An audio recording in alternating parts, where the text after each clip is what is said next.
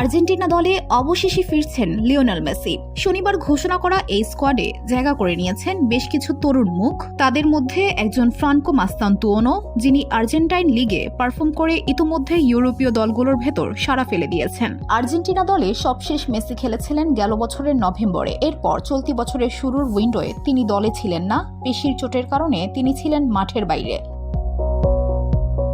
তাকে ছাড়াও অবশ্য আর্জেন্টিনা উরুগুয়ে আর ব্রাজিলকে হারিয়েছে বেশ হেসে খেলেই। অবশেষে তাকে দলে পাচ্ছেন কোচ লিওনেল স্কালোনি। মেসির সঙ্গে আক্রমণ ভাগে থাকবেন ফ্রান্কো মাস্তান্তুওনো। এই তরুণ তুর্কি চলতি মৌসুমে ১৯ ম্যাচে করেছেন ৭ গোল, করিয়েছেন আরও ৪টি। তাকে নিয়ে রিয়াল মাদ্রিদ, আতলেতিকো মাদ্রিদ ও পিএসজির ত্রিমুখী লড়াই চলছে চলতি দলবদল উইন্ডোয়ে। সেই তিনি প্রথমবারের মতো ডাক পেয়েছেন স্কোয়াডে।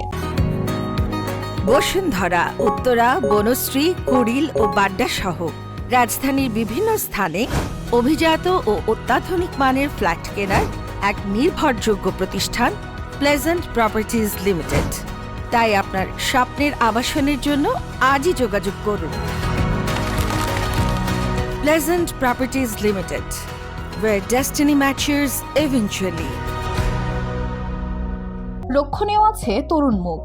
মারিয়ানো ক্রাইলো, কেভিন লোমোনাকোরা ডাক পেয়েছেন। এদিকে মিডফিল্ডে এনজো বেরনাচেয়া আর রিয়াল মাদ্রিদ মিডফিল্ডার নিকো পাজরা জায়গা করে নিয়েছেন স্কোয়াডে। তবে এই দলে কিছু নিয়মিত মুখের দেখা মিলছে না। Alexis Mac Allister, Nicolas Dominguez, Alejandro গার্নাচোরাও নেই এই স্কোয়াডে। প্রথম দুইজন চোটের কারণে জায়গা পাননি।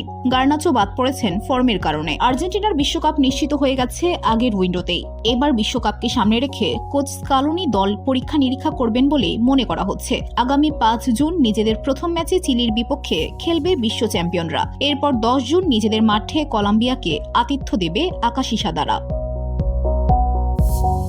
VOD Bangla news desk.